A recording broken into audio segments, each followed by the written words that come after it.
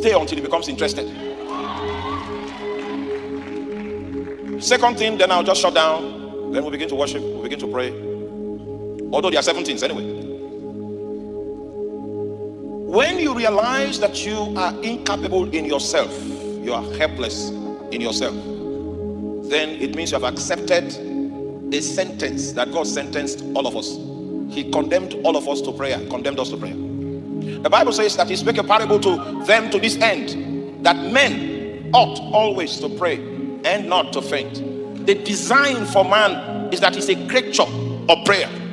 That's the design. Men ought. You may not be praying every time.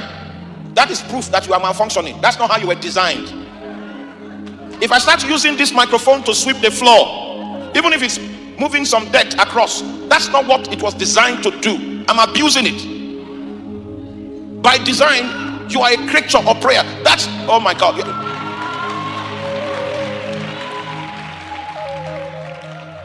Until you fix the issue of prayer, because prayer is a proof that you acknowledge that you are insufficient. It's a dialect of the helpless, the dialect of the insufficient. It's an adventure of a man that knows he is a bag of infirmity.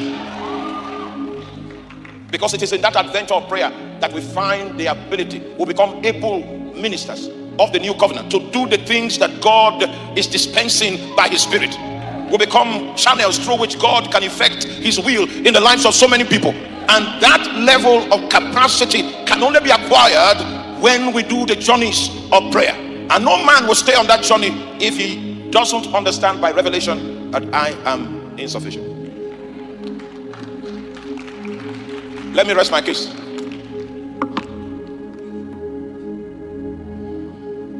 So because of a little insight I began to find on the subject of prayer, I began to give myself to it.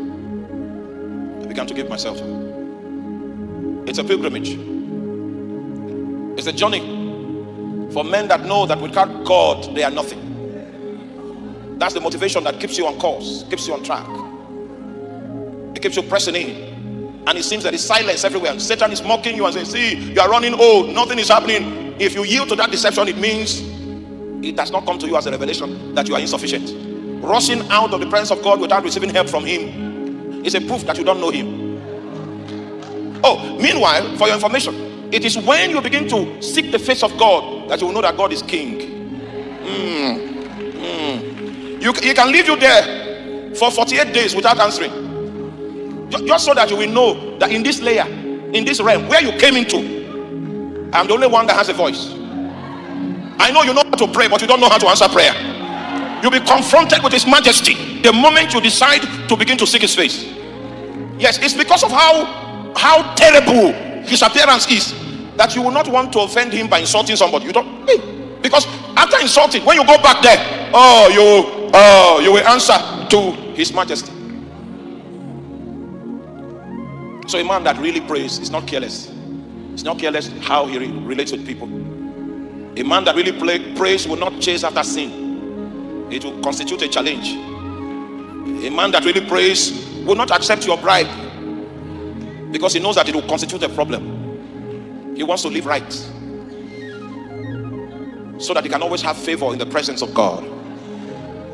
Tonight God is going to open the shelter. He will open the portal so that men can travel to that place where he that dwells in light resides. That's where your weaknesses will be exchanged for his strength, and your infirmities will count for nothing, because he will cause you to mount up with wings like eagles. You will be able to do that which is supernatural naturally. You will be able to do that which is natural supernaturally.